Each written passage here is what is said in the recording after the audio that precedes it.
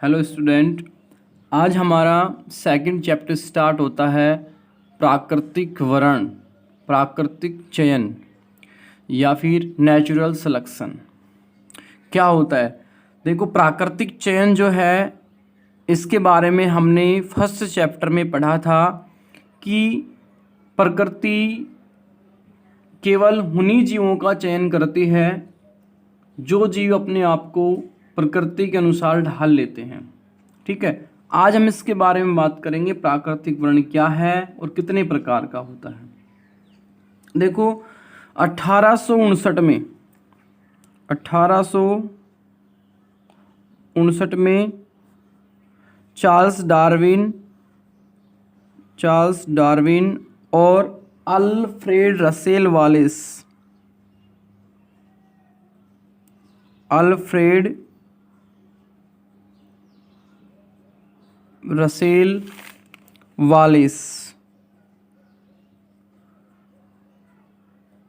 इन दोनों वैज्ञानिकों ने अलग अलग जीवों पर कार्य किया और दोनों का रिजल्ट जो है वो बिल्कुल सेम था और दोनों का रिजल्ट था, निष्कर्ष था प्राकृतिक वर्ण।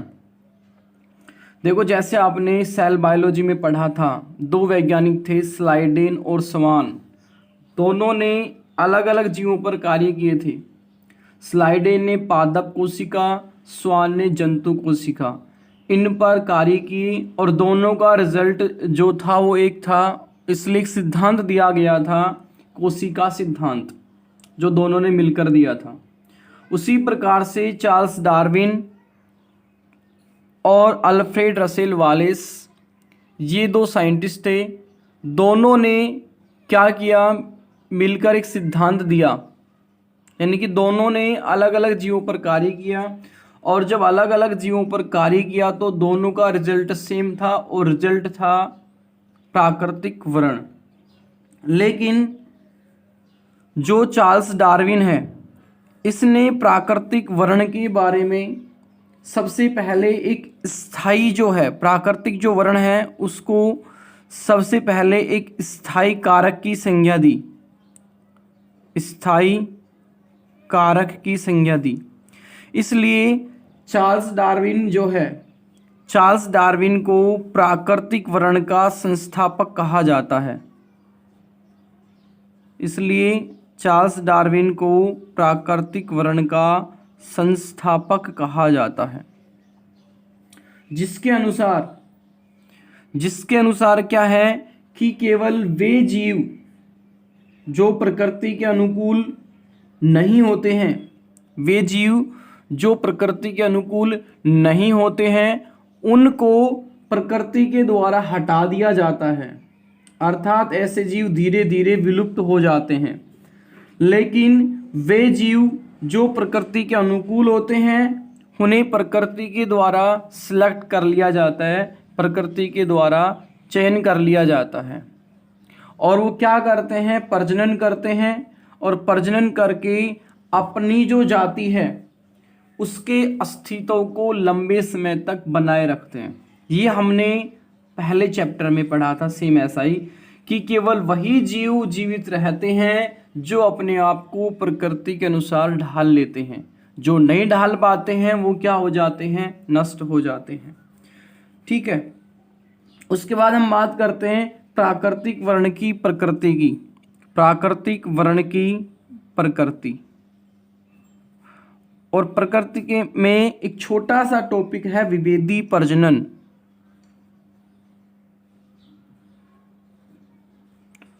विभेदी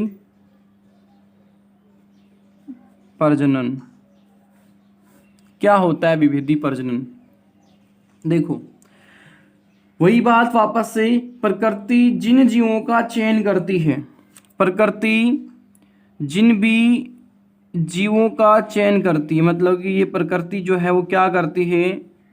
जीवों का चयन करती है। और ये जीव क्या करते हैं? जब इन जीवों का चयन कर लेती हैं तो ये जीव क्या करते हैं? प्रजनन करते हैं। क्या करते हैं? प्रजनन करते हैं और प्रजनन करके अपनी जो संतान है, संतान जो है उसकी संख्या में क्या करते हैं, वृद्धि करते हैं। संख्या में क्या करते हैं, वृद्धि करते हैं। सबसे पहले प्रकृति जीवों का चयन करती है, चयन करके प्रजनन करते हैं और संतान जो है उनमें क्या करते हैं, वृद्धि करते हैं, जिसके कारण इनमें धीरे धीरे क्या होती है, विभिन्नता उत्पन्न होती जाती है। धीरे धीरे क्या उत्पन्न होती जाती है, विभिन्नताएं उत्पन्न होती जाती हैं। और विभिन्नता उत्पन्न होने से इनकी जो जीनी संरचना है, जीनों की संरचना, वो भी क्या हो जाती है, बदल जाती है। विभिन्नता जैसे उत्पन्न होगी तो इनकी जीनी संरचना क्या होगी, बदल जाएगी। और जीनी संरचना बदलने से इनका आनुवांशिक साम्य जो है, आनुवांशिक साम्य, वो भी क्या हो जाएगा, बदल जाएगा। और जब आनुवांशिक साम्य बदल जाता है तो ऐसा प्रजनन जो है वो क्या कहलाता है, विभेदी प्रजनन कहलाता है। क्या कहलाता है, विभेदी प्रजनन कहलाता है। देखो क्या हुआ, सबसे पहले प्रकृति जीवों का चयन करती है, वो जीव प्रजनन करते हैं, प्रजनन करके संतान जो है अपनी संतान उनकी संख्या में वृद्धि करते हैं। जो प्रजनन करते हैं तो उसमें धीरे धीरे विभिन्नताएं उत्पन्न होती हैं और विभिन्नता उत्पन्न होने से उनकी जीनी संरचना जो है वो बदलती है। जीनी संरचना बदलती है तो आनुवांशिक साम्य भी क्या होता है, बदलता है।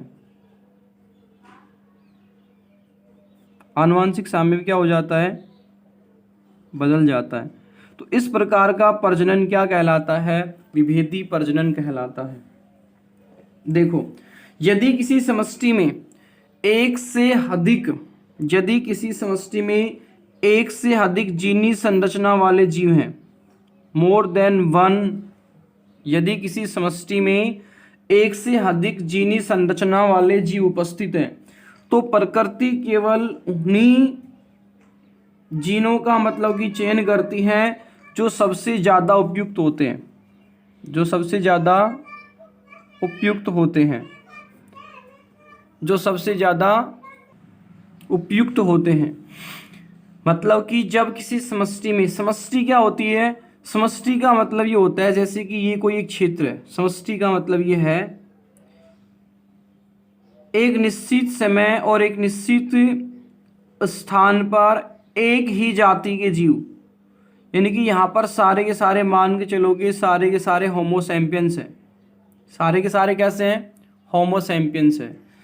यानी कि एक निश्चित क्षेत्र हो गया और एक निश्चित समय में एक ही जाति के जीव जो हैं उनका समूह क्या कहलाता है, समष्टि कहलाता है। और जब एक समष्टि के अंदर एक से अधिक जीनी संरचना वाले जीव रहते हैं तो केवल और केवल प्रकृति उन्हीं जीनी संरचना को सिलेक्ट करती है जो सबसे ज़्यादा उपयुक्त होते हैं। जैसे एग्जाम्पल के रूप में एक समष्टि में लाल एक समष्टि है और उस समष्टि में जैसे कि ये एक समष्टि है, इस समष्टि में लाल, रेड और वाइट, रेड और वाइट यानी कि लाल और श्वेत जो है आंख वाले ड्रोसोफिला रहते हैं। लाल और सफ़ेद आंख वाले कौन रहते हैं, ड्रोसोफिला रहते हैं एक समष्टि में। और जो मादा ड्रोसोफिला है, मादा जो फीमेल ड्रोसोफिला है, फीमेल ड्रोसोफिला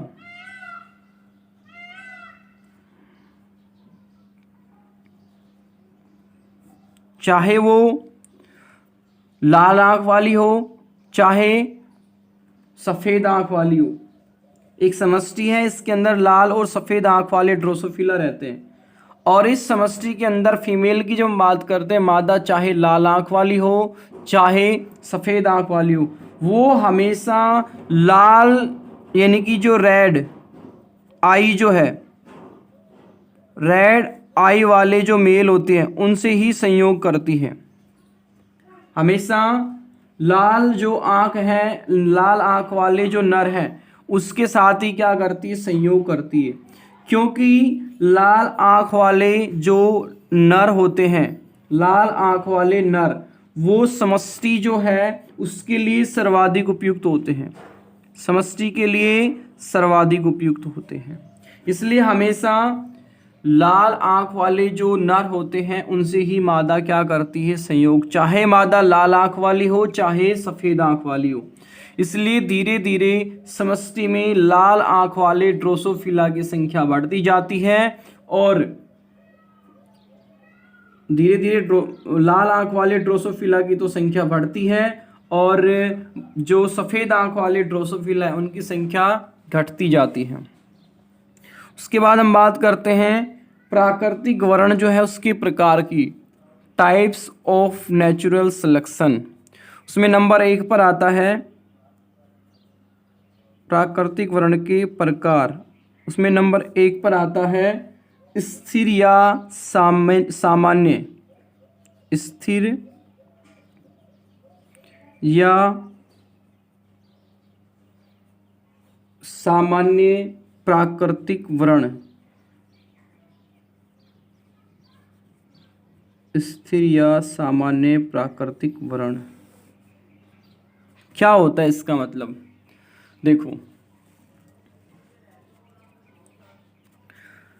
यह प्राकृतिक वर्ण मतलब कि जो स्थिर वाला है, ये प्राकृतिक वर्ण तब उत्पन्न होता है, ऐसी स्थिति में उत्पन्न होता है जब किसी समष्टि में, कोई भी एक समष्टि जो मैंने अभी आपको बताई समष्टि क्या होती है, ठीक है, जब किसी समष्टि में बहुत ज़्यादा लंबे समय तक कोई परिवर्तन नहीं होता, यानी कि परिवर्तन का मतलब बाहर से कोई प्राकृतिक आपदा नहीं आती या इनके बीच में किसी भी प्रकार का प्रतिस्पर्धा नहीं होती है, यानी कि एक समष्टि है वो बिल्कुल नॉर्मल है और इसके अंदर जब बहुत ज़्यादा लंबे समय तक कोई भी वातावरणीय परिवर्तन नहीं होता है, कोई भी वातावरणीय परिवर्तन नहीं होता है,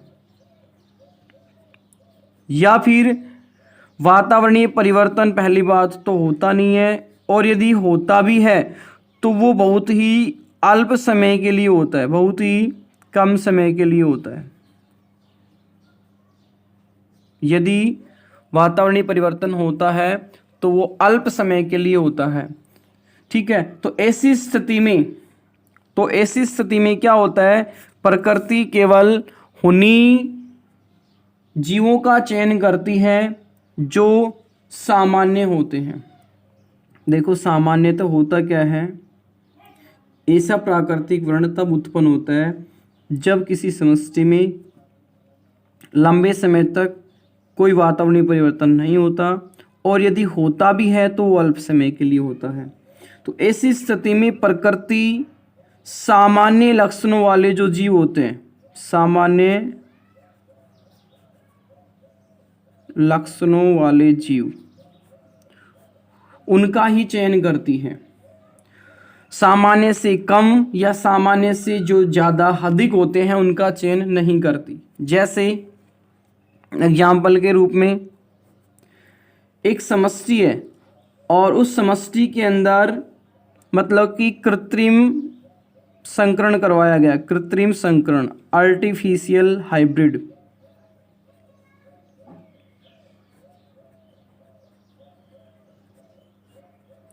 कृत्रिम संकरण करवाया गया। और जब इसमें कृत्रिम संकरण करवाया गया तो कृत्रिम संकरण करवाकर लाल पंख वाली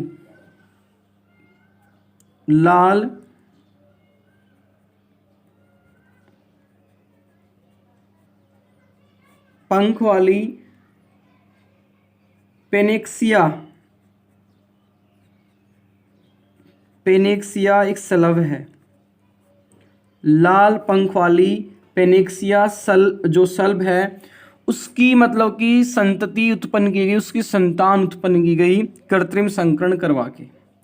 और ये जो लाल पंख वाली जो पेनेक्सिया सल्ब है, इसको जब क्या किया गया, मतलब कि सफ़ेद यानी कि श्वेत पंख वाली पेनेक्सिया जो है, सफ़ेद पंख वाली जो पेनेक्सिया है उसके बीच छोड़ा गया, सफ़ेद और लाल पेनेक्सिया जो है उसके बीच छोड़ा गया। कृत्रिम संकरण के द्वारा लाल पंख वाली पेनेक्सिया बनाया गया, इस लाल पंख वाली पेनेक्सिया को जब श्वेत पंख और लाल पंख वाली पेनेक्सिया के मध्य छोड़ा जाता है तो लाल पंख वाली जो है, मतलब कि लाल जो रंग है, मतलब कि वो सामान्य नहीं होता है। तो क्या होता है, ये लाल पंख वाली पेनेक्सिया जो होती है, लाल पंख वाली पेनेक्सिया, इसकी मादाएं हमेशा श्वेत पंख वाले जो नर होते हैं, श्वेत पंख वाले नर जो है उसके साथ ही संयोग करती हैं, क्योंकि श्वेत पंख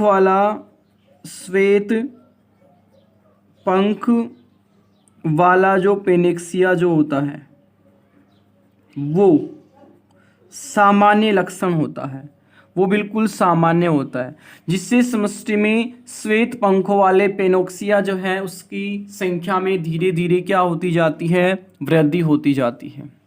ठीक है।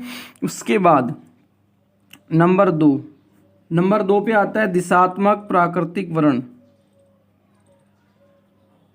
दिशात्मक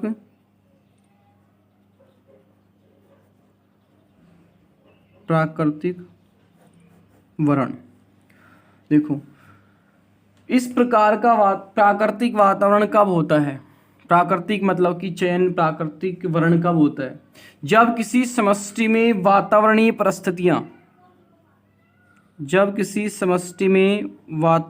परिस्थितियां लगातार रूप से एक ही दिशा में अग्रसर होती, मतलब कि जब किसी समष्टि के अंदर परिवर्तन लगातार हो रहे हैं, रुक ही नहीं रहे हैं, मतलब कि और लगातार एक ही दिशा में होते जा रहे हैं, तो इस स्थिति में प्रकृति केवल उन जीवों का ही चयन करती है जो बदलते हुए वातावरण के अनुसार अपने आप को ढाल लेते हैं। तो प्रकृति केवल उन्हीं जीवों का चयन करेगी जो इस बदलते हुए वातावरणीय परिस्थिति, क्योंकि लगातार वातावरणीय परिस्थितियाँ क्या हो रही हैं, बदल रही हैं, इस बदलती हुई वातावरणीय परिस्थिति के अनुसार अपने आप को ढाल लेते हैं। तो प्रकृति केवल उन्हीं जीवों का क्या करती है, चयन करती है। जैसे ब्रिटेन का एक शहर है मैनचेस्टर, उसमें औद्योगिक क्रांति शुरू होने से पहले वहाँ के वृक्ष जो हैं उसके तनों पर, वृक्षों के तनों पर भूरे रंग के लाइकेन थे, भूरे रंग के क्या थे, लाइकेन, औद्योगिक क्रांति होने से पहले। ठीक है। और इन तनों पर, तने कैसे थे, भूरे रंग के, मतलब कि वृक्षों के तनों पर भूरे रंग के क्या थे, लाइकेन थे। लाइकेन का कलर कैसा है, भूरे रंग का, वृक्षों के तनों पर थे। और यहाँ पर इन तनों पर काले और भूरे रंग के सल्ब जो हैं, कीट, वो पाए जाते थे। काले और भूरे रंग के सल्ब जो हैं वो इन भूरे रंग के लाइकेन पर क्या रहते थे, पाए जाते थे। मतलब कि हुआ क्या यहाँ पर कि ये भूरे रंग के सल्ब तो अपने आप को इस आवास में छुपा लेते हैं। क्यों? क्योंकि इनका आवास, लाइकेन का रंग भी कैसा है, भूरा है। तो भूरे रंग के सल्ब तो अपने आप को यहाँ पर क्या कर लेते थे, छुपा लेते थे। लेकिन काले रंग के जो सल्ब हैं वो अपने आप को इस भूरे रंग के लाइकेन में नहीं छुपा पाते थे, जिसके कारण इन सल्ब के परभक्षी जो हैं वो काले रंग के सल्ब को क्या करते थे, खा जाते थे। और धीरे धीरे भूरे रंग के जो सल्ब हैं उसकी संख्या में क्या हो गई, वृद्धि। क्योंकि भूरे रंग के सल्ब उनको दिखाई नहीं देते थे, सल्ब के परभक्षी को, इसलिए वो किसको खाते थे, काले रंग वाले सल्ब को। लेकिन जब औद्योगिक क्रांति हुई, ये सारी बातें औद्योगिक क्रांति से पहले की हैं। जब औद्योगिक क्रांति हुई तो उस समय उद्योगों में कोयले का उपयोग होने लगा, जिसके कारण प्रदूषण बढ़ा। और प्रदूषण बढ़ने के कारण लाइकेन जो है वो धीरे धीरे समाप्त हो गई। क्यों? क्योंकि उद्योगों से निकलने वाला जो धुआं है वो काले रंग का था। निकलने वाले धुओं के कारण वृक्षों की तने जो हैं, तने वो कैसे हो गए, काले हो गए। तने कैसे हो गए, काले हो गए। अब यहाँ पर काले रंग के जो शलभ थे वो अपने आप को क्या कर रहे थे, छुपा रहे थे। काले रंग के जो शलभ थे वो अपने आप को, इनको यहाँ पर क्या कर रहे थे, छुपा रहे थे।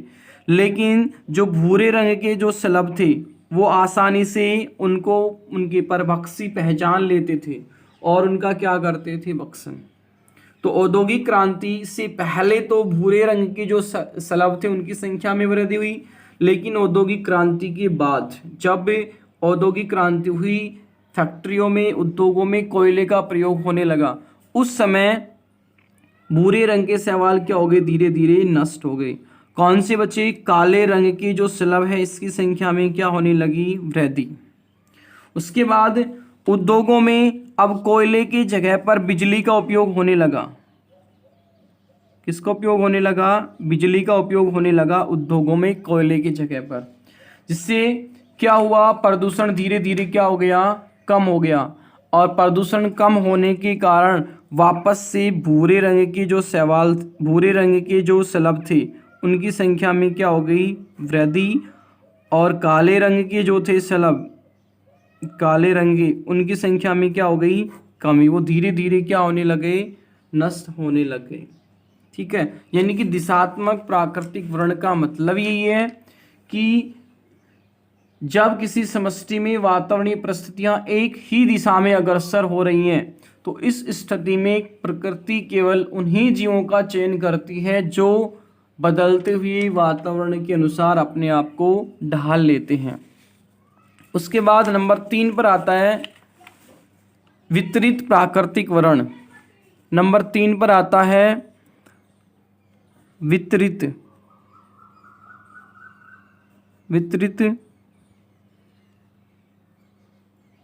प्राकृतिक वर्ण।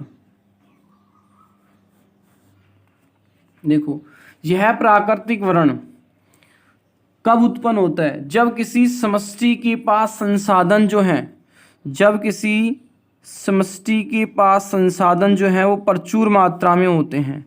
संसाधन कौन है भैया, भोजन और आवास, भोजन और आवास। जब किसी समष्टि के पास प्रचुर मात्रा में है तब वितरित प्राकृतिक वर्ण उत्पन्न होता है। वितरित या इसे छित्रित भी बोलते हैं। तो ऐसी स्थिति में जो समष्टि होती है, एक समष्टि है वो क्या होती है, अब इसके पास जब प्राकृतिक संसाधन जो है, मतलब कि भोजन आवास प्रचुर मात्रा में है, तो एक समष्टि 2 उप समष्टियों में क्या हो जाती है, बदल जाती है। एक समष्टि 2 उप समष्टियों में विभाजित हो जाती है और प्रत्येक उप समष्टि के पास भोजन और आवास क्या होते हैं, बहुत ज़्यादा होता है। यानी कि प्रत्येक उप समष्टि अपने आवास के प्रति अधिकतम अनुकूल होती है, क्योंकि इनके पास सभी प्राकृतिक संसाधन उपलब्ध है। इसलिए प्रत्येक उप समष्टि अपने, मतलब कि आवास की प्रति अधिकतम अनुकूल होती हैं, दोनों के दोनों। ठीक है, ये क्या है, उप समष्टि। उप समष्टि कब बनी, जब समष्टि के पास में संसाधन प्रचुर मात्रा में थे, तब क्या बनी, उप समष्टि। और ये उप समष्टि अपने आवास की प्रति अधिकतम अनुकूल होती हैं। जैसे स्टेबिंस, एक साइंटिस्ट था स्टेबिंस और उसके जो साथी थे, उन्होंने कैलिफोर्निया की जो घाटी है, कैलिफोर्निया,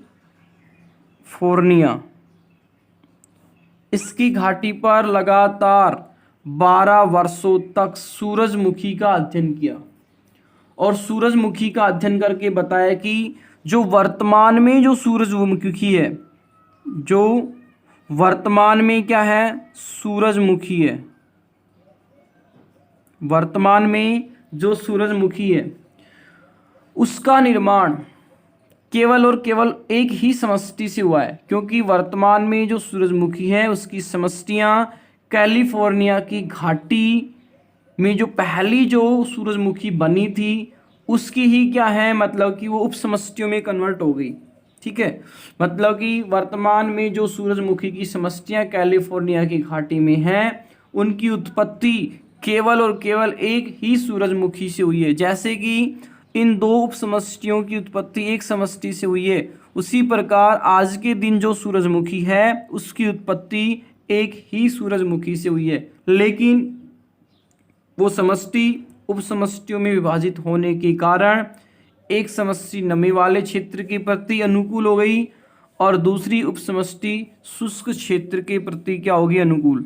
जैसे ये समष्टि थी और यहाँ पर सूरजमुखी बहुत ज़्यादा थे और इनसे क्या हो गई, दो सूरजमुखी बन गई। एक सूरजमुखी क्या हो गई, नमी वाले क्षेत्र के प्रति अधिकतम अनुकूल हो गई, एक शुष्क क्षेत्र के प्रति क्या हो गई, अनुकूल हो गई।